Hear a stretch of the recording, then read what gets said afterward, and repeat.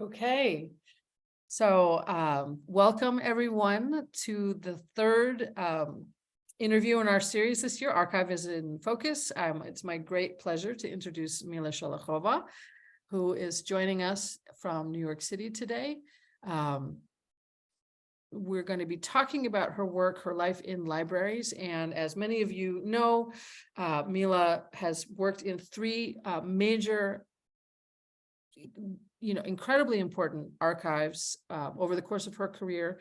And we're going to talk a little bit about all of them. From 1994 to 2001, she was a research associate at the Judaica Division of the Vernadsky National Library of Ukraine.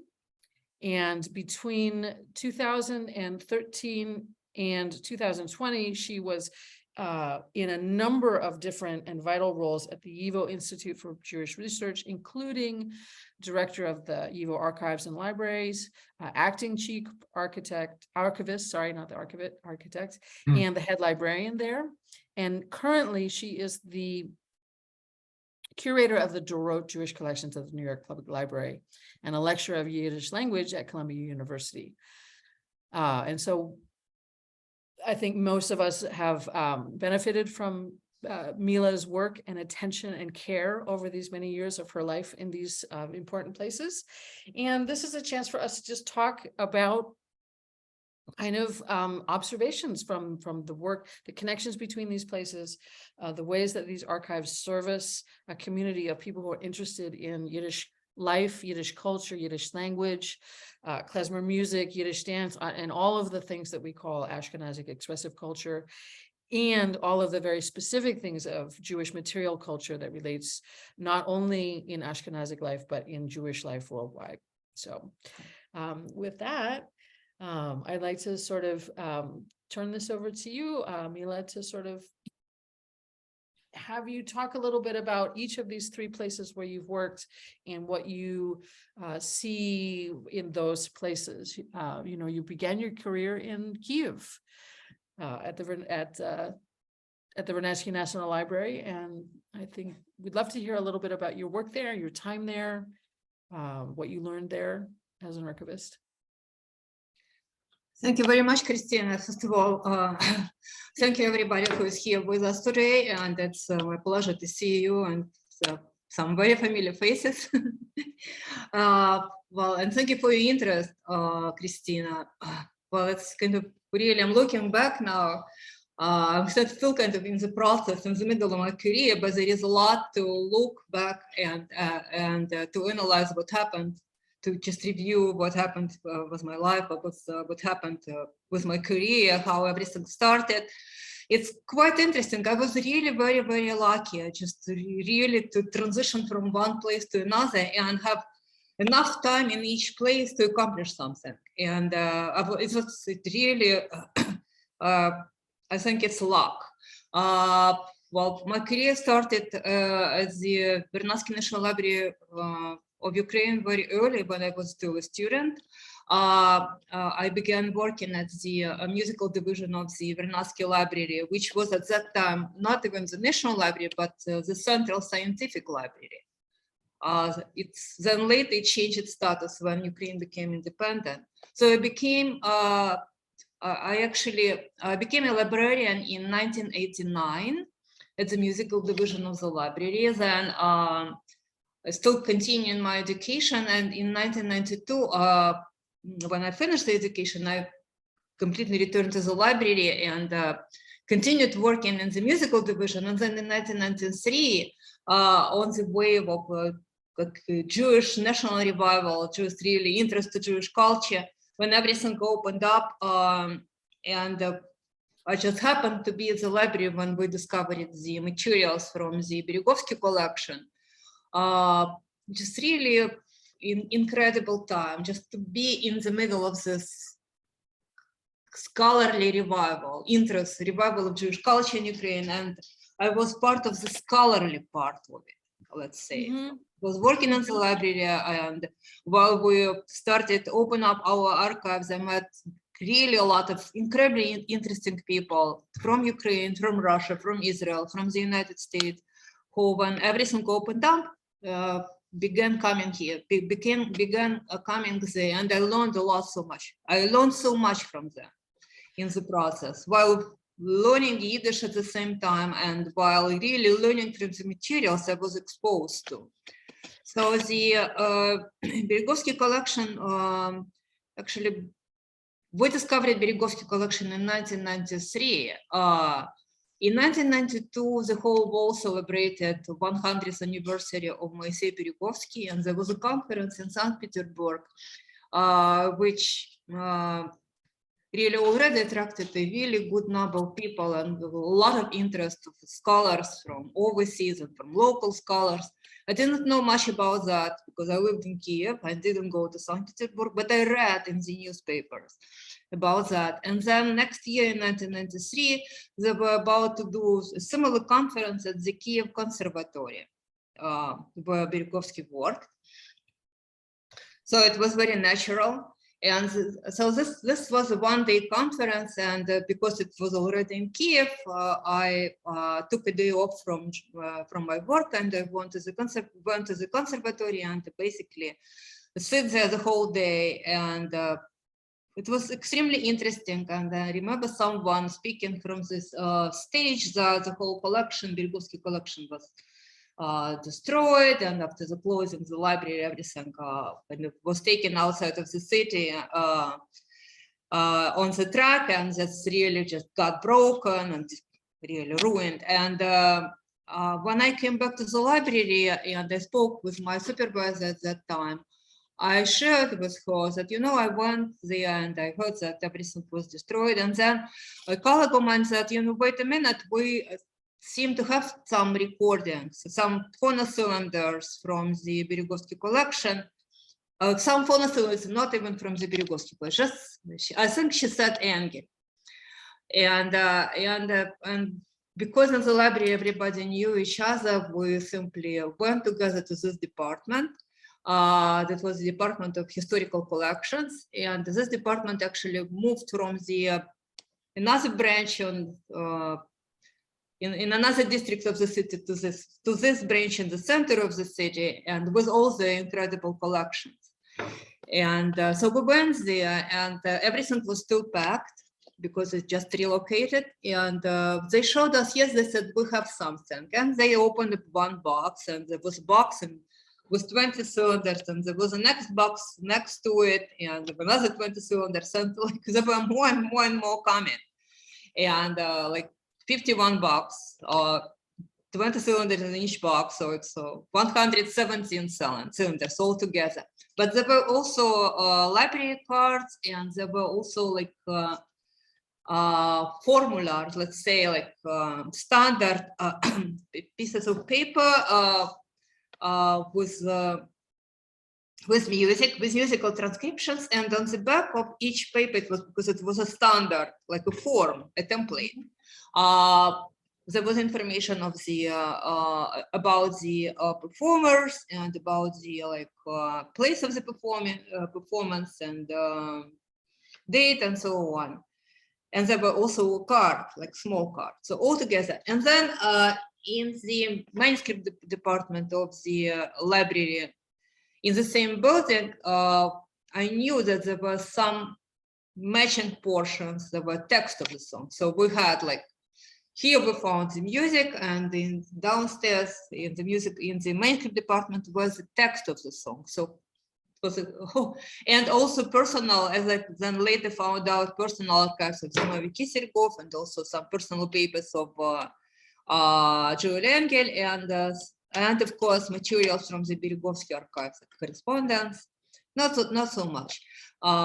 So that was just all of a sudden like a trove of treasures, like a treasures box that just really opened up to you. But of course I was totally not equipped with, like I didn't know the language. I had a genuine interest, actually, which developed even earlier when I was looking at the shelves with the Jewish music at the musical division. I already was exposed to that, and I had a lot of interest, but I didn't have the key to all this. So that basically prompted me just really to look deeper into all these materials. That's how everything started, but of course it was a long process. Sure. The beginning. I want to hear about the process going forward, but I wonder if you can draw a picture for us or give a little impression of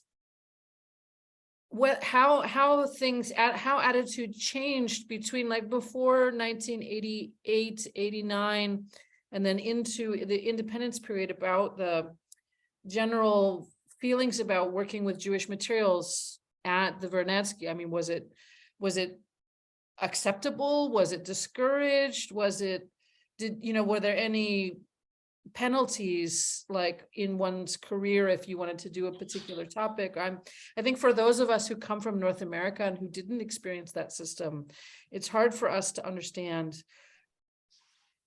what it was like, what the changes in the political system after 1990, what kind of effect that had on the ability of researchers to conduct follow their interests into these kinds of materials. Well, there were no restrictions for me. I had like access to all these materials, to the musical materials. I just need to say that musical materials were just part of what I've been doing there. Sure. Like doing cataloging of the general, like Jewish periodicals, so distributing the books, and we were moving the books from one location to another, organizing. The books were extremely dirty, and it just really like, it was not all like rosy. Not rosy at all. That's just part of my work was the inventory of the collections and really compiling a big picture of what is in the collection and researching the history of the collection. But another part was simply working with the books. Right. And in the books, catalog the books. It was not so pretty, but it was extremely interesting too. And I got interested in the Jewish scholarship in Ukraine in general, just being exposed to all that. You're exposed to the whole world, to the whole, what happened just maybe at that time, like 60 years ago, 50 years ago. But it seemed to me, as being a very young person, that it was like ages ago. So far in the past. Yes, but it's extremely intriguing, extremely interesting. The whole picture. I mean, it's amazing. There were no restrictions for me, but for the researchers, I think at the beginning, they only could get access to the materials that were in the manuscript division. I mean, to come and work with them, but getting copies was difficult. That was, so people could come and they could order something, but there were a lot of limitations. And even for me, I couldn't get copy. First of all, there were no Xeroxes. Like, we couldn't. Even for me, so I was working, but I couldn't really get copies of everything. Yeah, sure. Yeah. I mean, I remember going to this is even later 90s in Romania. I would go to the music school library and we would borrow books of folklore collections, and we would literally leave our passports at the library, and then we would go into town and go to the place where the photocopy machine was and have a young girl behind the counter would photocopy the book, and then we would take it back, get our passports, and go on. So getting copies was difficult even for us. I mean, sure. There was only one Xerox machine for the whole building, and it would get broken very often. The people would go and just to take a break and have a cigarette or something. You have to wait for her. So it was. Yeah, totally. And then you, I mean, it's such a, I mean, we hear this story that everybody must have thought that all of Beregovsky's papers and things must have been lost. And it sounds like in 1993 at a conference in Kyiv, that was really the story. And it's such the beginning of the story. It was a real beginning of the story. Yeah. But then, of course, so much was happening. And then at some point, the library was approached by different organizations to cooperate, and it was not so easy. I mean, it was still a very Soviet place. Very close, because of the library worried that all this heritage will be taken away from them. Oh, sure. Right. I mean, and then they will be left like with nothing. Yeah. I mean, no, I mean, this is a very familiar story from archives. I mean, in Bucharest, the archive there in the Brailoiu Music Library was very much the same. You know, they were very cagey about sharing things, you know, even with people who had collected those materials. Right, but it was interesting that because they actually wanted, the library wanted me to work with these materials. Mm-hmm. So I did not have like, well, I was just a beginner. Right. They really wanted this. They wanted someone local to do the job, and they trusted that. Yeah. They wanted somebody on the inside, and you were on the inside. Early career scholar.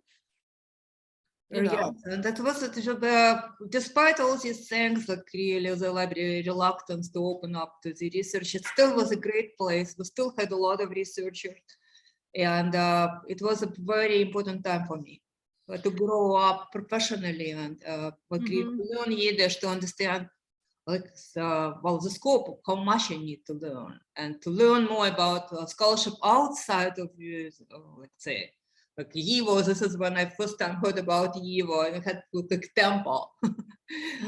The glory of the old YIVO, it was like a temple for me. Or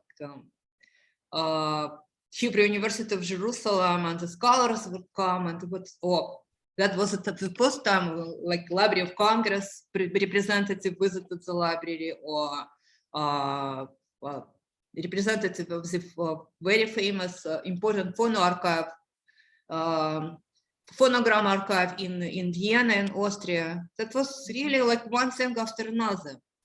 Yeah, Janet Leuchter has asked in the comments, she asked you, how did you learn Yiddish? Like a little bit more about how that process for you. It's a very good question. There was this time basically since I was working full time, and there were not so many places, well, there were very few places, maybe one in Kiev where you could go and learn Yiddish, and especially on not just speak Yiddish a little bit like Mama Loshen here and there, but really professionally learn it. So it was the best choice you had to just learn it on your own with a textbook. It was a Soviet textbook with a Soviet Yiddish, but it was a good textbook. I mean, then I actually at some point for a few months I was actually taking lessons with the last remaining Yiddish poet in Ukraine. It was Joseph Buchbinder, and this is I advanced a lot in terms of reading because I read mostly his poetry. Wonderful. But it really, I still have his book somewhere, but it helped me. Basically, it helped me to jump. And I was, so it was textbook, then there was some private lessons with Buchbinder because his sister was our neighbor. So she connected me with him, but it was for a very short time, but it helped me a lot. And then also materials in the collection. While I began to study the materials, I began really trying to read them. And the text of the folk songs and the inventory books of the Berygovsky archive were my first Yiddish books. Fantastic. And you did big work to catalog this material. So they were successful in cajoling you into... Exactly. Well, I was cataloging in the sense I was learning Yiddish. Yeah. Basically at the same time. It was not... And then there were also like summer seminars where you could go for 1 month. It was usually in one of the towns of Ukraine. I remember going to, or Moldova. I remember going to Kishinev one summer, and then another summer I went to Odessa, and there were also seminars in Kiev. So I went to a couple of seminars, and it was also very, very helpful because they were great teachers. For example, Sheva Zucker, I studied Yiddish with her. Oh, cool. In Moldova. Fantastic. Right. So it sounds like this library, this working in the Vernadsky, and sort of as you like, it was just, I mean, it sounds wonderful. Like you were working. I mean, I can't imagine how exciting it must have been. Yes. Since I already kind of, by this time, I signed up for the PhD program at the conservatory. And my first original topic had nothing to do with Jewish music, but when the Jewish musical materials were discovered, and I spoke with my advisor, and he told me that you should switch because that's most interesting. That's the most really that much interesting than something you were doing on French music at that time. And the topic has a future, a lot of potential. So I switched, but I didn't have a teacher anyway because nobody could help me with this. There were no experts. So you had to become your own expert. No professor could help you. So you were basically on your own, whatever you would write. So that's, and then at some point I switched to, I got a different advisor who was an expert in Ukrainian folk music, but still not the same, right? So it was a slow process because I was working full time and I was studying Yiddish and was really learning how to really to find the key to all these materials. And then I thought, and my Yiddish was not great. I didn't have a great big picture. So I thought I would focus on the history of the collections instead. I thought this is something that I have at my fingers, like Kiselgov personal archives, Engel's personal archives, and Berkovsky's and the history of the collection. So something like historic chronology. I want to keep us moving into the future. I want us to not get too. I want to keep. I mean, I could ask you questions. That's right. I mean, that's about this.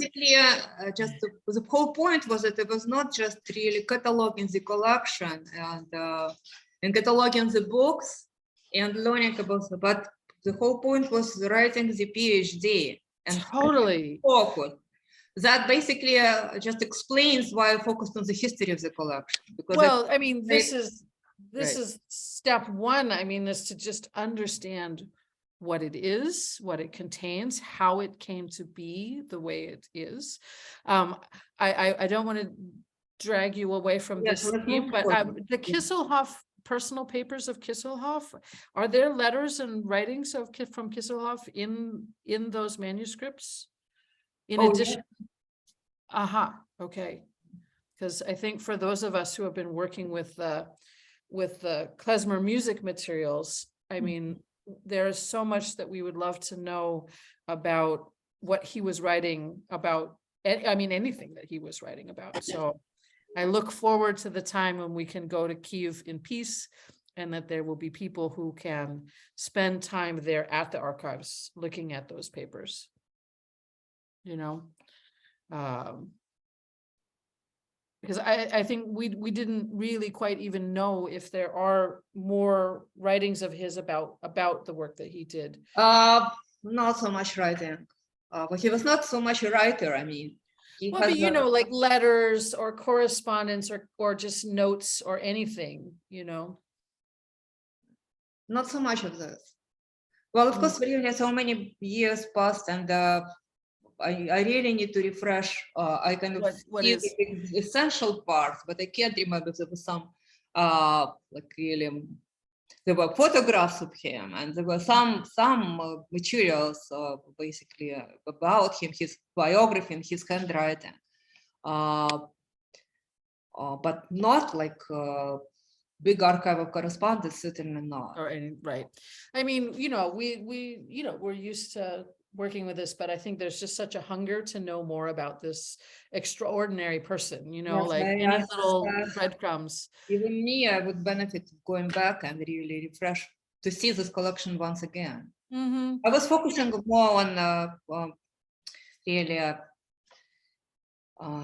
let's say, on the history of the collections. That was, and about him, on him too, but I don't remember having like really a large archival correspondence with different people there. No. Yeah. Well, and it sounds like, even from what I know about these collections, they moved from one place, they were here, they were there. I mean, even just tracing that history of where the objects were before they came to be at the Vernadsky sounds like a series of small and large miracles. Well, his archive came to Kiev after Kiselgov's death. Mm-hmm. That's his daughter sent it there, and it was in 1940. Yeah, something like that. In any case, that's a conversation that we will continue in the future. Because at the current moment, the most important thing about Kyiv and the most important thing about Ukraine, in my mind, is that there will be an end to the war and that Ukrainians can rebuild their country. And for us, the library is important and it's essential, but more important are the people who are in Kyiv right now in the middle of winter. So we can just sort of put that question on the shelf. But my next question then is, like, how did you finished your PhD, you have your degree at long last after working full time for these many years, and how did you end up coming to New York? How did you end up at YIVO? And what was that transition like for you as it was happening? Yeah, that's interesting. That's well, transition was not very straight. So the family decided to immigrate. We actually decided a while we had opportunity to immigrate earlier, but because I was so much bound with these materials, I really wanted to finish the PhD. I really had an interest in the collections. I didn't want to abandon everything. So the actual immigration was delayed. And that was one of the reasons. Not the only one, but one of the reasons. And then at some point, we decided that we have to go. Like, the balance of the reasons worked out that we decided to go. I didn't want to. I was so dedicated and devoted, and I didn't know if I find the future in my profession in the United States, because everybody says that you will not. They just say goodbye to your past, and wow. Well, reality, the immigrants start from scratch, and they usually do very frequently. They do something they didn't do before. They didn't want to do before. Yeah, that's basically it. It was a difficult transition, but I thought with my knowledge of Yiddish at that time, and people already knew my work in the United States and in Israel, I thought maybe I have a chance, but I didn't know which chance. I thought maybe some modest chance that I will be doing something. And so we came, and I immediately started looking for a job, something has to do with Jewish culture, Jewish scholarship. And I landed on the job, part-time job at the Jewish Community Development Funds, who organize the Klezmer festivals in Russia and Ukraine. It was a Jewish Community Development Fund who actually established Klezmer festivals, Klezfest in St. Petersburg, and then later in Ukraine. And the head of the fund, the director of the fund, knew me a little bit, and I was reluctant even to contact anyone because I thought, oh, I don't want to ask people for favors, and I didn't know English well. So, but kind of he really insisted that I should come to Martin Horvitz, and I got first some volunteer jobs and some part-time job, and then I got some part-time jobs at the Horvitz newspaper, just typing something typing. With Boris Sandler also helped me, and a lot. And then I was doing some part-time job at the Milken archive, doing some research. Wow. Research was basically kind of find some articles in Yiddish and translate them into English. Summaries. And so you moved to the United States in like kind of full-time, like part-time jobs first. Right, but what year did you officially sort of move to the United States? What I did officially, this is what I was doing officially. Like No, working. but what year did you But move? yeah, I came in 2001. Okay. My first job at YIVO, I got my first job at YIVO in 2003. So 2 years I was doing different things, but it was all in the area really very close, archives or Jewish music or I didn't know what I was doing before. I didn't know this about the Jewish cultural organization that you mentioned. Jewish Community Development Fund. It was a major Yeah. at the American Jewish World Service. They did all these festivals. Right, because they were so, I mean, from what we know now, 20 years, you know, those festivals are 20 years ago now. And we have musicians today that we know of and we work with and that we appreciate who got, you know, who were deeply inspired by those concerts or by those festivals. I think that's and I didn't I mean I don't know that a radio program on the Russian Jewish radio station. Amazing. There's a Russian Jewish radio station? Well, they're all gone. I mean, this one particularly gone. Wow. But it was interesting because it was a program on Jewish music. So I had to prepare every like few days a new show. Amazing. But it was a good way for me to learn what's going on here and to use the libraries or to go and to Barnes and Noble or other stores to buy CDs. So wow, let the people know. So were those festivals, those Klezmer festivals in St. Petersburg, were they, I mean, they must have been the first Jewish music festivals, Klezmer music festivals, like anything of the kind at the time. I mean, well, it was very active when I was still in Ukraine. I traveled a couple of times to St. Petersburg, but that continues after I immigrated. It never stopped.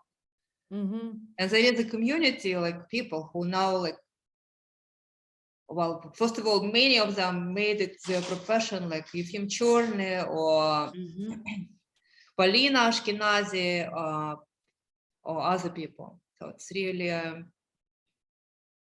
there was a class camp in the United States, so it was modeled upon the American camps. Right, but I mean, I think for most of us, once again, in North America, for those of us in North America, we have a familiar story. Klez Camp started in 1985 and carried on in Klez Canada, Yiddish Summer Weimar, but I don't think, I mean, I know that there were festivals in St. Petersburg that were very important. Right, and Zalman Mlotek was the main teacher, and there was Adrian Cooper was a real star. Everybody like loved them, and just really everybody grouped around them. Amazing. Yeah, Lawrence Klamberg also traveled. Right. Right, and I know that Alicia Spiegels has an incredible story about traveling with the violin, and yeah. No, I mean it's hard to overstate how important those exchanges are, you know, and can be for people. So I just didn't realize that you were that was the I was part of this world too, very much. I taught Yiddish there, and I was also translating from Yiddish. At this time, it was so advanced that I could translate from Russian and from Yiddish into Russian, and I was translating Zalman Adrian, who was speaking Yiddish. Yeah, fantastic. And English too. But I was in the States in 1997. Even before I immigrated, I was a fellow at the Library of Congress. That was a great time for me too, for one summer. And this is when I learned English. I improved my English at that time. Wow. You were exploding my brain, Mila. I didn't realize that you had also worked at the Library of Congress. You know, I worked at the Library of Congress. I worked with Michael Grunberger, who is now he was the head of the Jewish Division, well, Hebraica Division at the Library of Congress. Okay. I mean, I'm just curious to hear your observations. I mean, was there, I mean, so one, I'm just curious what you worked with that summer. Like, did you have a project or a topic, or were you kind of just generally involved? Good question. I worked in 3 divisions there. I was worked at the Judaica Division, where I was learning how to catalog the books online. It was the beginning of internet, literally, 1997. And then I was working actually with a Jewish music collection of the Passover songs. And I remember that it was a collection of Gershon Schwandron or something like that. It was a collection of, and this is how I learned. I was supposed to learn how to organize archival collections according to the American standards. Right. I was doing cataloging or learning, not really cataloging, but kind of pre-cataloging. Then this musical collections. Then also they taught me how to do basic of the conservation work, which I was not a conservator, but it was part of the training to expose me how in the United States in the library they treat the books. So that was three parts. Was it different? Is the system, I mean, were the systems different? I mean, I don't know, like, I don't want to. It's different. I mean, I guess it's always different. But it's different, but I was working, well, I always somewhere in between. I was doing part of archival work, part of like scholarly work. It was not just pure. Myself, I not really was purely like only describing the collections. I mean, the sort of processing the collections. I didn't. Yeah. I mean, that's so cool. I mean, it's a lovely place. There are wonderful people there, and they're very engaged and engaging. So that's awesome to just get that opportunity to kind of just be sort of see how they do things in this place. You know, it's all the same in a lot of ways. You know, you want to know what the stuff is, you want to organize it in a useful way, but you're like learning the language of the Library of Congress and the American systems. Learning the English and learning how the library works. It's so huge. Right. It's right. Wow, that sounds like an incredibly. That was really a very difficult process. Yeah. And then eventually you worked, it sounds like you worked some of these part-time underpaid things, and then you got something at the YIVO Institute. And yes, then I began at YIVO full-time right away in 2003. Wow, okay, not very long. That was the first full-time job. Amazing. And I was so happy. Full-time job at YIVO. Yeah. Really better. Like at the temple, you know, like it's like a dream come true. That was my feeling. So this was a modest position of the cataloging and acquisitions librarian. But again, I was learning, and I was now doing cataloging myself, and really was exposed to all these wonderful books, and exposed to the whole culture of the YIVO Institute and the past. Heroic past of the YIVO Institute and the history of YIVO in Vilna and New York. So it was fascinating. Yeah. But I was already within the scholarly organization, and I was kind of exposed even more to real scholarship, attending lectures, perfecting my Yiddish at the Columbia University over the 2002. It was interesting. It was an interesting time. During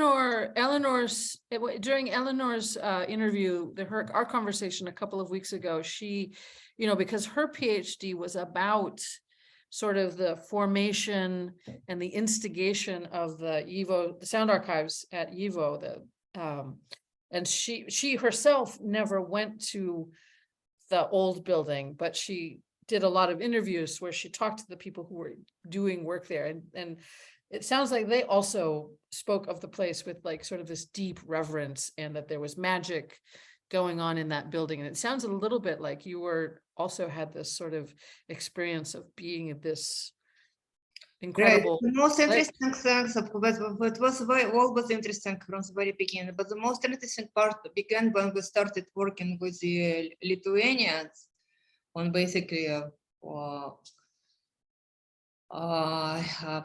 restoring the YIVO pre-war collections, that was the most exciting part of traveling there. Of course, at this time I already advanced to the position of the head librarian, and then I was in charge of the project. Not only me, but I was sharing responsibilities with a colleague of mine, Roberta, and we got to know the collections there better with the help of Lara Lempert, who is now a prominent Judaica librarian in Lithuania, and just really great personality, great talent.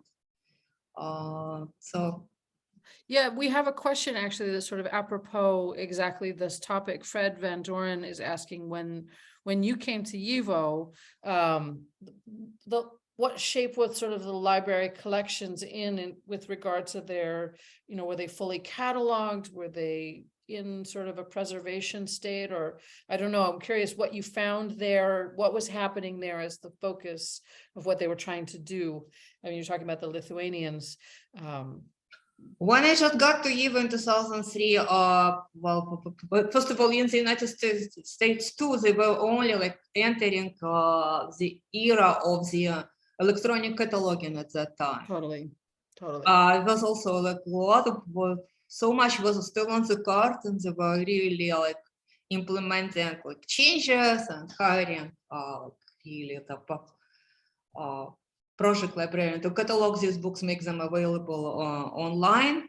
So that's at the beginning it was not so much, and then we continued with the new cataloging. So this was retrospective cataloging with the new cataloging. I didn't do much retrospective cataloging. I was doing from the cards. I was doing just cataloging as it is.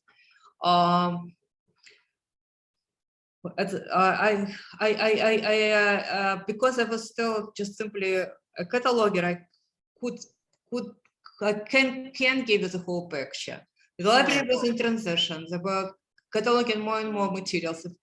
It depends what you it's like everywhere, even the Library of Congress. Not everything was online. They were transition from the cards to the online cataloging.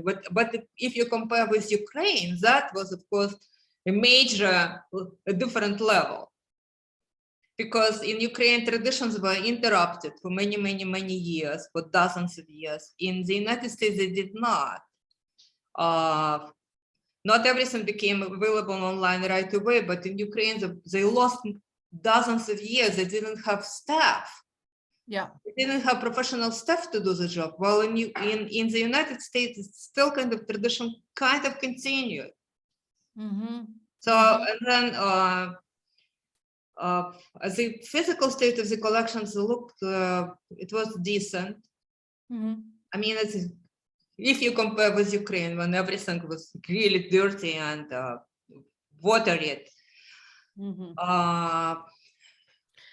Yeah, I mean, I think we forget. Place to me. Like a very decent, well-organized place. Then, of course, I found out that it was not so well organized, but it's when you know.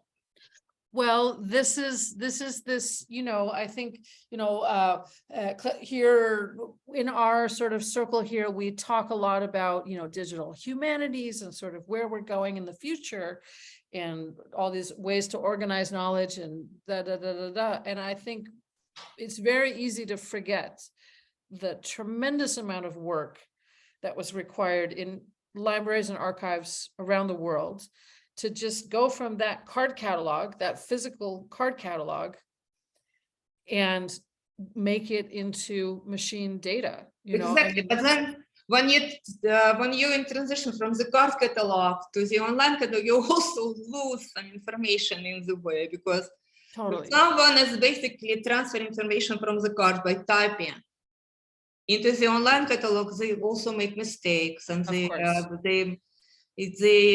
do typos in the call numbers.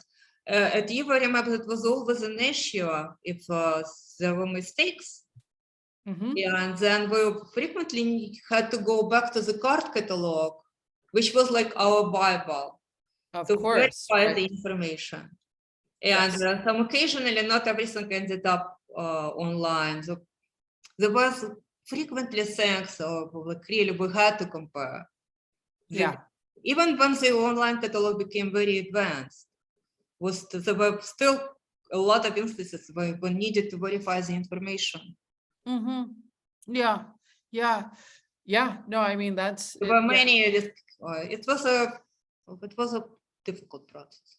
Right. Well, and you have things that are in Roman script. You have things that are in Yiddish script. I'm sure you have things in Russian alphabet. So, I mean, complicated on many levels, I'm sure. Yeah, and do you know when this is a side question, but the Edward Blank online scanning process? I mean, that's well, but basically, I was there. Yeah, the whole project of Jonathan Brandt, who was the director of the YIVO Institute, he got this idea, and then he needed people to implement it. And I was a part of this team, really very immediately, working very close with him. And there was also Roberta Newman, who was the director of the digital initiatives. She's done a tremendous amount of work. So that was the beginning of the project. It's incredible. I mean, this summer we had an intern who worked with us, who is a student of Mark Slobin's, or not exactly a student of his, but Mark Slobin recommended her to us, and she did a translation from Russian of a really wonderful, lovely letter from Baron Ginsburg, about sort of, he's sort of writing about trying to help his fellow Jews to respond to some new laws. And, we were able to do it all online. She was in Wesleyan in Connecticut. I was in New Haven. And because everything was digitized and available online, she was able to do it from her apartment there. And this is the convenience of all this digitization things, but again, here we're coming about, maybe we can talk, we talk about difference between the card catalogs and the online catalog, and how, of course, everything, the online catalog is much better, but the card catalog sometimes has much more information and more precise information than the online catalog. I think that's some true. details really matters. So I mean, we still need our card catalogs. Oh, here I believe you. But with the online materials, with the project like this, of course, we digitized 2 millions of pages of books and hundreds of thousands of pages of archival materials, and so you can access them online, but nothing will actually replace the physical contact with the materials and experiencing the collections while you see them. I 100% agree with you about this, like 100%. And this is actually maybe a great moment to segue into your current work at the New York Public Library, because when we were speaking earlier, you had said some really wonderful things about the way that you are working to make your massive, giant collections small and accessible. Right. It's really important. Another thing to say is that basically, while historical importance of the collections, the National Library of Ukraine, the Berygovsky collection is exceptional, the same the collections at YIVO are totally exceptional, but there are also limitations that I want to point out, because these collections are, no matter how important they are, they're encapsulated. They're kind of time capsules. This is historical collections, and researchers come to study them. But this is not the place to receive the contemporary scholarship. This is not for the contemporary resources. Let's say at a certain point, you have to go to the dynamic libraries that actually continues developing. Yeah, this is the major difference between these two libraries, let's say, and then they also, the libraries, they have their own profiles. And of course, the Vernadsky library is much more encapsulated in their time, or now they maybe receive more and more books that published in Ukraine, but they can't buy books from the United States because this is so expensive. And the YIVO library also focuses on Eastern Europe, but it's but there is little context. If you want a context with the whole picture, you need to go to a major library, like New York Public Library, that continues developing, and you get like much bigger picture of what's going on in the world in general. And New York Public Library is a completely different place in terms of it has much more variety of the materials in different areas of Jewish scholarship, not only like modern history. And I want to say one more thing that maybe we didn't discuss before, but that while collections, let's say, YIVO mostly represents the 20th century, the whole really drama of the 20th century, 19th century, 20th century. But that is also like time limitations. But on the other hand, it speaks to us much more intimately because it's not so distant past. And we have relatives and our families and Holocaust survivors, and families came from there, from Eastern Europe, from Poland, from Romania.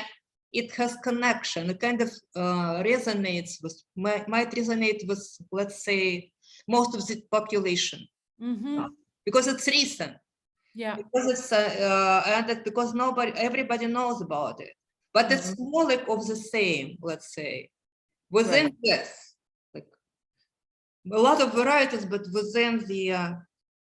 New York Public Library is completely different. We're really much more variety, much more like geographical variety of Jewish traditions around the world.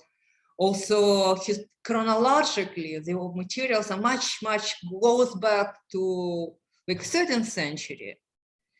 There are materials in connotables that YIVO doesn't have. Even the YIVO has a decent rabbinical collections. New York Public Library has much more because historically it's shaped differently. Right. And that's like genesis of the collection was different. The approach to the collections was different. And then they made a point to represent all areas of scholarship. And then there is also focus on the American Jewish history. Right. So it's or like on the or North Africa, Jews in North Africa, or Jews in like Ladino, have a wonderful collection of Ladino materials, which may not be also so well known. I mean, it sounds like and it builds it. We buy books, and we were within a larger New York Public Libraries that place emphasis on the electronic resources. Yeah, and we have access to the collections from the Harvard University. Another point that we have access to the collections: Harvard University, Columbia University, Princeton. It's a great benefit to the researchers. I mean, and so I'm going to just take a moment to say, I'm going to drop this link again, that there is a really wonderful event coming up on Wednesday, December 14th. Yes, exactly. Well, thank you so much, Christina. It's really perfect time to say. So the New York Jewish Division of the New York Public Library is the oldest Jewish public library in the United States, for sure. And I think maybe in the North, in Americas in general, probably would be safe to say. And from the very beginning, it was like a public library for all people. Right. It was like brains of the Jewish New York, of Jew America. It was called brains, our public library. Right. And it was a magnet for recent immigrants who probably just didn't do whatever they used to do before they immigrated. They clicked to the library because it was like a place where they could be on their level. Thank you for sharing that. That is I hadn't thought of that, and that's a really so we're going to celebrate 125th anniversary of the division, which was created in 1897. 125. Unbelievable. Yeah. And with a bright future. That's so I invite you to come. Yeah, it just sounds like a wonderful, wonderful program. I'm sure that there will be other things that sort of happen throughout. There will be an exhibit of our highlights. But you also like we talked about this, I'm working in this sort of focus towards things that are online and digital, like our Klezmer archives, so-called, will be a purely digital space as we're envisioning it right now. And you reminded me of something that I know very well myself personally, which is that there is an enormous value in physical objects. Right, but you know what I learned, I think there was there is a lot of digitization going on, but I don't see that New York Public Library actually is trying to be a completely digital place. Of course not. But not. I think there is no, they're not. They're digitizing a lot, but because the library is huge, it's not going to happen. I mean, you can have a catalog. Right. Online. There are electronic resources, electronic databases, but the original materials, they're not. I don't see they will be online, all of them, in the future. It's a different, Right. different approach to.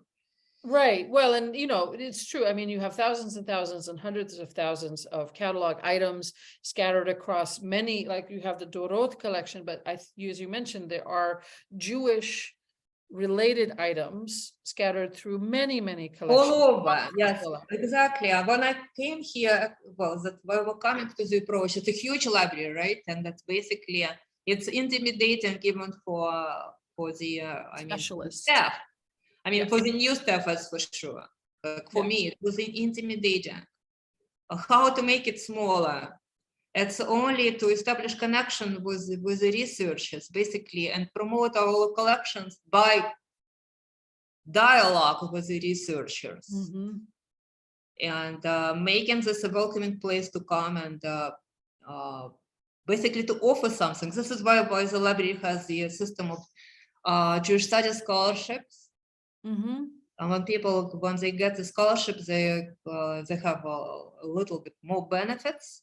They have like more maybe private reading rooms, not literally semi-private reading room spaces, and then you can talk with them, and then you can offer to do something together with them, some small public programs online, or blogs, posts, basically to build the community and establish personal connections with the researchers. I think that is so important. Respond to all reference questions. I must say that the Dorot Division is exceptional in terms of treating the reference questions from the researchers. So that actually also helps to build the community. So they are not intimidated to ask questions, they will not get lost. Well, that's it. I mean, an online catalog can be helpful to just get, if I lived in Dubuque, Iowa, or Vancouver, BC, or, Albuquerque, New Mexico, and I was thinking about, I wanted to do a research project and I wanted find some materials related to my topic, I can go to the online catalog and see if there's something. If you have a library card in your public library, you can access a lot of electronic resources. No matter. But if I want to make a trip, so if I want to, but I can do some things from the online catalog, but just to know whether I should take a trip to New York to come visit in person, and I think it sounds like that's the kind of work that you're facilitating. Yes, there's stuff online catalog. Yes, one of the my daily work, because communicating with researchers. Yeah, I mean, I think there's a lot you can. I mean, I was doing some interviews with archivists and librarians about the importance of having people connected to the reference desk. Extremely important. Extremely important. It's really just as a curator, your job is to promote the collections by different kind of works. It's one of them is communication with the researchers. Second is the programming. Third is writing about the collections, and there is an important part of the work. It's just really underneath the water. It's basically exploring our own collections, inventory of the collections, like inventory of like cataloging, analysis of the backlog materials that have not yet been cataloged. Basically getting to know the collections, a lot of internal work, technical. Yeah. And that's like communication promotion as the exhibits is just really what you see, but there is a lot of research that's going underneath. I mean, archives are not static places. They are not, you have I'm sure you're receiving material all the time. I'm sure that you have all the time. And this work of making the connections between materials in one place of the library that may be technically outside of the Dorot collection, but which is relevant or related, and that exactly, good question, because when I came to the New Public Library, I just realized that the Jewish materials are all over. Right, they're everywhere. Not only in the Jewish division, they're like very important Jewish archives. In the manuscript division, in the performing arts library, in the photographs division, they're all over. And so I began like a survey. That's amazing to do. And then I realized that it will never be complete. I wanted to present about it, and then I realized I need more time. So and so history of the collections, the content of the collections, what is in the Hebrew manuscript collection, what is in the Yiddish manuscript collection, what is who are the people. We have some personal collections of some individuals, and I needed to learn who they are and why they ended up here. And many archival collections clearly came from the people who used the library like in the early years. Amazing. They gave back, so they used the library and then they donated their own materials. Yeah. Unbelievable. The major Jewish encyclopedias I see were created on the grounds of the public library. Amazing. Dictionaries. It was a research hub. It was a reference hub. Much more before, like more active than any other Jewish libraries, more active than Jewish Theological Seminary library, because it was only for the professors and students, or that was a public library. Right. Everybody could come. Closed off.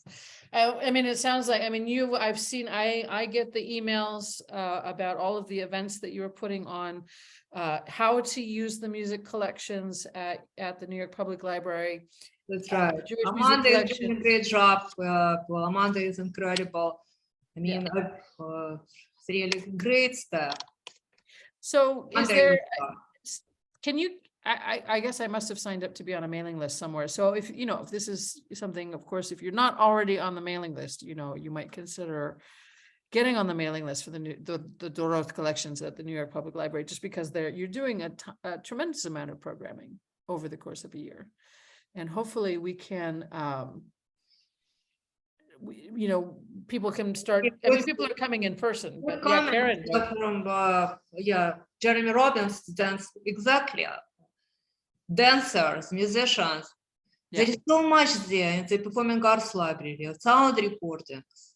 It's not only in the main building on the 5th Avenue. It's scattered at a lot of places. Even Schomburg Center for Black Culture has important Jewish-related collections. Amazing. So what is and will be the reading room of the digital libraries? Bob, who are you asking that question of? And in fact, I think it's time for us to go back into gallery review, because I want to invite some questions. I'm asking it to the floor, to everyone. I just spent a few minutes as we were talking, looking at the description at the New York Public Library's website of the reading room of the Jewish Division, and how that functioned, and especially it served Ben Yehuda particularly. But I think one of the things that we need to think about as we pursue this digital community is, can we construct something that's more explicitly the reading room, that serves, that draws back to the functions that were served in the reading room of the great collections. And we do it casually and somewhat haphazardly in meetings like this and those of the organizations that we work with. But maybe that's an aspiration. That's a good question. The reading room of the digital libraries. Well, first of all, I don't think the physical reading room will disappear anytime soon. I don't think so. First of all, there is so much material that's still protected by copyright, or don't exist in electronic format and won't exist in electronic format. I don't know, for another 100 of years. So the physical reading room is going to exist, and is going to be a place for people to come and experience what a real library is. The digital reading room of the digital library, well, there could be two levels. For example, even now, there is something that you can get using your library card, regardless of your location, but there are still many resources that you can access digitally, but you have to be in the building. Right. That it always says access from home or access within the building. So you have to come. Yeah. This is not the library actually dictates this, but the vendors. It doesn't come from the library. Right. The vendors limit it. Yeah. Bob, this is something that we've been thinking about at Klezmer Archive Project for a while now, is how to keep the hands-on connection, how to have a reference desk, the reading room metaphor, the reference desk metaphor, so that if, you've invited newcomers in, experienced people, whoever is arriving to explore and peruse, that if they have a question or they want to have a conversation, that there is somebody there available who can engage that conversation in whatever way it is. That could be the conversation with themselves, or with pointing them, helping to connect the person who's asking questions, to connect them to an expert who can help them navigate the collection, or who can help them answer their question, or most importantly, the most important thing that I've been learning about what the work that reference librarians do and that help desk librarians do, is to help the person to find their question, to define what it is that they're actually looking for. Because if you don't know what you're looking for, you can never find it. That's right. Yeah. Exactly. You really have to help this person even to open up, to start asking questions. Right. Basically, just to get the person to the point that he no longer afraid or no longer intimidated, that he's not going to understand anything. That's all. Well, and it sounds like even at the New York Public Library, I might come to the thank you, Rosa, for coming. It's nice to see you. I might come to the library in person, and there may be some stacks where I can walk down and sort of look at the titles and do some serendipitous browsing. But I would imagine that many things that I might be interested in would have to be brought to the reading room. You need to have that interface with a person, I think most usefully with a person to... Yeah, but as I said, the staff are really good. And they immediately face the public. And if there are some complex inquiries, they contact me. Or there are many instances when people contact me simply directly. Yeah. Yeah. I mean, this metaphor that you have... learn from them. Very frequently, I really learn from the researchers. They open up sometimes some aspects, and they make me to look further in what we have. It's happened more than once. And I haven't been at the library for that long either. Really. Yeah, that sounds wonderful. And Yeah, you drew out this metaphor earlier of like, you have these impossibly vast collections in these disparate places, and your work, one of the things that you mentioned that you see your work as being is to make it small enough to touch, small enough to access, small enough to put your hands on. That's right. Yeah, that's my point. That's always been. Yeah, because when I began working at the Vernadsky library, it was already like, first of all, it's a smaller library and a smaller world. And really, this is how I was exposed to this right away. Mm-hmm. At YIVO, it was similar, but kind of, it was similar at YIVO, not maybe like so like on the informal level like it was at the Vernadsky maybe, but it was interesting. And I think this model worked. But here at the Dorot Division, I have explicit work of the curator, so it's even much more important for me now. Yeah, to take this. Because that I was doing more administrative work at the YIVO Institute, and but here is exposed to, and the focus was on that, on the cataloging. But here my focus is on the content, and on the outreach, and on further raising the profile of the New York Public Library, of New York Public Library's Jewish division, but basically further like saying explicitly what is the mission of the division, what was the history, what is the historical mission of the division, why we're different from the other libraries,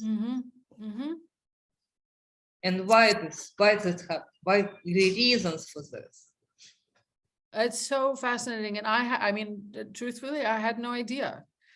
I mean, I figured it must have been big and vast, but I mean, I know you have the Yizker book collections, just, right, but the book is deeper. It's really like very deep. That's the point, that some people know just certain aspects of the collection. Like Yizker books, someone knows that we have a great collection of American Jewish committees, oral histories collection, but it's a much bigger picture, with a full picture, totally full, complex. Amazing. Totally full. That seems like a great place to sort of like an uplifting moment to sort of. Right. And even when I was working on the Ukrainian event earlier this year, I then realized, when in the process, I realized how much actually of early Hebrew printing in Ukraine we have. And then even after the event, I discovered even more materials that basically other libraries don't have it, but it's somewhere like underneath. So that basically you need to bring it up. Yeah. And that's why the context with the researchers is so important, because they help us. They already did some preliminary research. Very frequently, they know exactly what they want from us, and we just help them to get most of it, right, and move on. Right. So fantastic. So fantastic. So I'd like to invite, we have just a few more minutes left before we should wrap up our conversation, but I really want to open, well, first I thank you, Mila, for such an incredible journey that we've been on with you this afternoon. Well, thank you so much. It was amazing for me too, really, to tell you all these stories, and it's so great. I mean, and you're, this is not a journey that's over, obviously. Absolutely not. I mean, I just really in the middle, it's the beginning of the new chapter, let's say. We've got the opening paragraphs of the new chapter. I just began at the New Public Library 2 years ago. Just absolutely. How many years you need to spend to understand the collection. And in the middle of COVID too, not to mention. Right. It's really just, that when you say, I know the collection, it means that, first of all, you never know the collection, but then at some point you say, you know the collection, but you need like 15 years to build this knowledge. It's no kidding. And this is only if someone helps you. Yeah. if you're not beginning from scratch, and I didn't begin from scratch because I had Amanda to help me and other people helped me a lot. But otherwise, to begin from scratch, it would take you much longer. That is how it takes to build your experience. So 2 years is nothing. Yeah, it's just the It beginning. just really, we just stand at the like really at the ocean, and it's just coming into it. It's so exciting. I mean, as a younger person, I really thought of archives as a place where objects lived, a building with objects. Right. But I think now I understand that it is a building, that an archive is a building with objects, but it is also a building with objects and people. Exactly. It was never boring for me. I never, like, not even a single day. It's never boring because you always do like make small discoveries every day. Yeah. Yeah, there is a lot of routine work, and even you work underneath, nobody sees you. Yeah. But you go through the materials, and once upon a time, you just happen to find something interesting. And it really brightens your day and gives you new ideas what to do with these materials. So that's so exciting. It's always exciting. That's fantastic. Does anybody have a question for Mila while we have her for a few more minutes? More questions that we've asked? You are in the right job. I think everybody already tired from all this. Hi, this is Monica. Sorry, I didn't have a question. I just wanted to say thank you, Mila, because it was a wonderful learning journey to be able to follow you on your path from being a very young person, taking part in this huge discovery, and then how you traveled from there on to what you're doing now. And really wonderful to also hear the passion you have for your work and how you're able to share that so eloquently with us. So thank you very much. Well, thank you so much. It's really, well, Veronica, now I see you. Yeah, that's another example. Veronica, we corresponded. Now it's really, we had a lovely exchange of emails, and then finally you see each other. Yes, that's right. Online. Yes, yes. Really, really wonderful listening to take part in your journey, and also think back to times when all of us had to deal with situations where, there are no copy machines, you have to do everything by hand, there are no facilities, and it's the passion and the individual commitment that takes you on that journey and makes you become the person you have become. Yes, well, thank you so much, Veronica. Thank you. Lovely, yeah. Lovely to see you. Bob has a question here. Well, I also want to make a comment. Listening to this, I think how much archives and catalogs are treasures of human thought and what makes us human. And I think you've given us a very detailed and clear picture of some of the process that goes behind that, but how important that is. And I mean, that goes back to what Alexandria and other places in human history and the history of human thought. But I'm also thinking at the same time that some of the organizations that a number of us have led, whether it's Klezcamp, Klez Canada, Yiddish New York, are at an inflection point. Where do we go?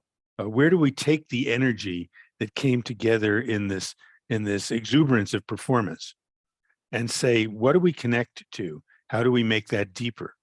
And actually, I'll borrow the recording of this session, Christina, because Klez Canada is going to embark on a strategic planning exercise over the coming year and some, as Seb Schulman moves on and we hire a new executive director, and ultimately the founding generation of Klez Canada move on just from the passage of time.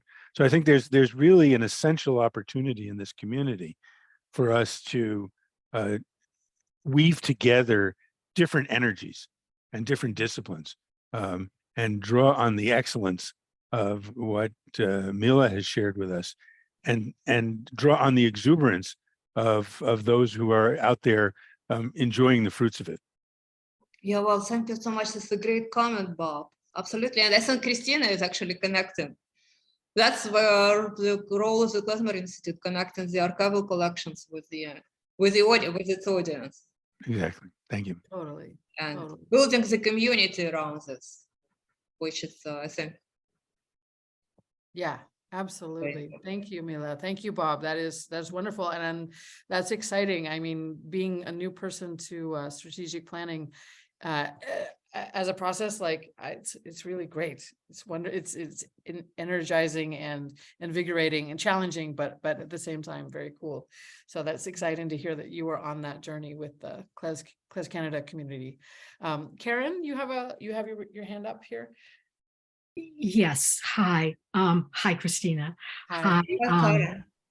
Hi. It's so nice to see you, Lyudmila. Yes, exactly. Karen too. Also, we have communicated. I'm a dance person, and I parachute into the musicology world now and then when I need help. And it is nothing, you know, I have many things I want to say. Let me try and coalesce them. There is nothing like firsthand communication. Thank goodness for all the digital stuff, but nothing will replace the curiosity that, you know, all of us have had that drive us to be here today, to go to libraries, to research stuff. That energy is so important and cannot be replaced. Although, you know, thank goodness for this, for Zoom, for all the digital stuff. And as a dancer, digitization is extremely important because writing down a dance is not the same. Yeah. And so I've begun a little just personal project that I, you know, just from feeling that I am of a generation that had some, for me, somewhat vague, but some experience with the people from the old country. And I feel that I have some little bit of memory recognition of what it was like, how people moved. And I have been looking for examples of that on film, on video. And I just wanted to put that out there because I've certainly had the Klezmer Institute in mind as one of the repositories for something like that.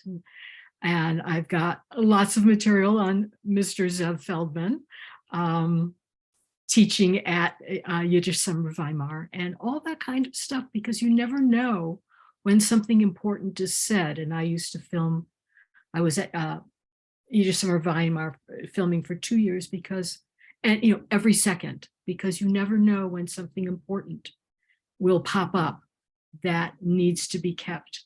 A description, an understanding, looking at how somebody moves. And that's true of music. So there's that. And then I want to ask the basic parachuters question, which is does the Kisselhoff collection include the Ansky expedition? Because I know, Mila, you did all of that work, cataloging that. And I don't. It's a very good question. When people frequently ask me, no, he had his personal collection. In addition, well, he was a participant in the Ansky expeditions, and there are some overlaps. But in general, it's a completely separate collection because after the Ansky expeditions and even before that, he collected individually, I mean, by himself. So that's not the same thing. Okay. Some overlaps there are. And then this so particular year maybe. Okay, and so then when you know, I haven't had to like research this, but so then if one were coming to, I don't know if you have those Ansky materials here, because I know a lot of it was digitized. Does one ask for the Ansky collection? Yes, it's also another good question. I mean, it's a very broad term because Ansky collection is not only musical collection. I mean, But when we speak about Ansky collection, was basically speak about the archive of the Jewish Historical Ethnographic Society in St. Petersburg. Okay. No, I meant I should have been more specific. So basically, it's all kind of levels. There is a musical collection, just one layer, but there are also collections of artifacts. Yes, I am aware of that. In the record books of the Jewish communities, and his personal archive. And that is all. And that was all at the Vernadsky? No, that's about a lot is in St. Petersburg. There is a lot now. I'm learning also in Minsk. The musical collections ended up in Kiev mostly, but the rest is all over. In St. Petersburg primarily. But also, thank you. I'm just so glad that it exists. I mean, it's just we haven't had thank you, Jonathan. It was so nice to see you. We'll see you next time. Thank you. You know, we have an itch with this, having access to the sort of handwritten music manuscripts has kind of got everybody a little bit itchy. And so we're scratching the itch by playing this music and transcribing it and performing it. But there's even more sort of itchiness to know more, to contextualize in a more deep way. And so I think that in the coming years, you know, I'm hopeful that people will be able to travel to St. Petersburg. Russian scholars, Russian colleagues will do some of that work and be able to access those materials and kind of give us different parts of the elephant, if we like that metaphor of the blind man and the elephant. What do they feel? So we'll really be able to fill in this this picture, you know, over the years. There's a Brailoiu quote that I don't think it's apocryphal, but we have not been able to nail down.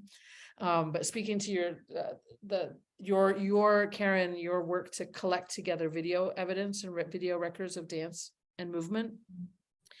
My ex-partner John had this quote, and we can't find it, but basically it's attributed to Brailoiu, Constantine Brailoiu, who was a great ethnographer, ethnomusicologist in the Romanian folk tradition, who said, whatever you collect, make lots of copies and put them in many places, because you never know what's going to happen. So, you know, you don't have to, especially now with our digital things, physical copies do have to go to a place, obviously. But when you're making, if you have the ability to do multiple copies, it's very useful and important to make sure that you're seeding them in multiple locations. So that's something that our digital work can help us with, you know. Absolutely. Yeah, for sure. So I see Janet, you have your hand up. And thank you so much, Karen, for that sort of big question. And yeah, Karen, thank you much. Thank you very much. Okay, and great to see you. Yeah. Thank you, Christina. Mila, I'm interested in the funding of the library, of the Dorot Division. How much do you rely on your public library funding, and how much do you rely on outside funding? And how much of that do you have to raise every year? Do you have a dedicated stream besides the public library of revenue? And how much of that is falling on your plate? Is there a board of directors of the Dorot Division that's separate from the library? I wonder how that works. Funding, well, first of all, the Dorot Division has an endowment. Then from the Dorot Foundation, which partially covers the expenses.